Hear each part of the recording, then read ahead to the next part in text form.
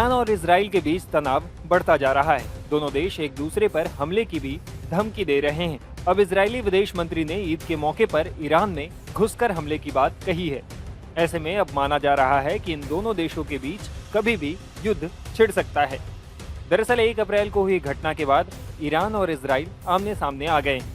Israel ने तब Syria में ईरान के एम्बेसी पर F-35 जेट से बम बरसाए थे। इस हमले में कुद्स फोर्स के एक टॉप कमांडर जनरल मोहम्मद रेजा जेहादी समेत 13 लोगों की मौत हो गई थी।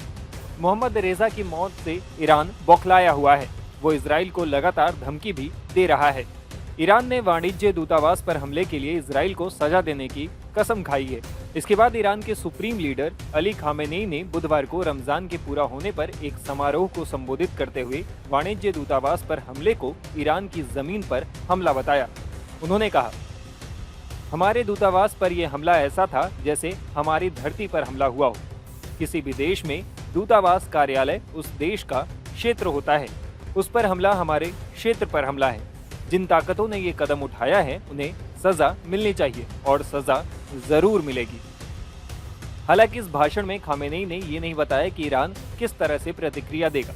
इधर खामेनेई का बयान सामने आने के बाद इजराइल के विदेश मंत्री काट्ज ने एक्स पर धमकी देते हुए हिब्रू भाषा में लिखा, अगर ईरान अपनी जमीन से हमला करता है तो इजराइल जवाब देगा और ईरान के अंदर हमला करेगा। इसके बाद उन्होंने यही धमकी दोबारा फारसी भाषा में लिखकर पोस्ट की। बता दें कि इजराइल में हिब्रू भाषा बोली जाती है जबकि ईरान की आधिकारिक भाषा फारसी है। काट्ज ने दोनों पोस्ट में ईरान के सुप्रीम लीडर अली खामेनेई को टैग किया।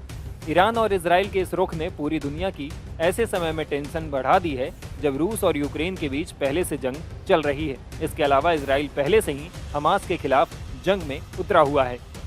बता दें कि इजराइल की तरफ से गाजा के राफा शहर पर भी हमले की तैयारी है। इजराइल का कहना है कि हमास के आतंकियों ने यहाँ ठिकाने बना लिए हैं और यहीं पर यहूदी बंधकों को भी रखा गया है। इजराइल ने तो राफा से आम नागरिकों को बाहर निकालने तक का प्लान बना लिया है और उसके लिए 40,000 टेंट्स भी ऑर्डर किए हैं। Times now of Bharat digital की report. For more of such videos, do like, share and subscribe to ET Now Swadesh.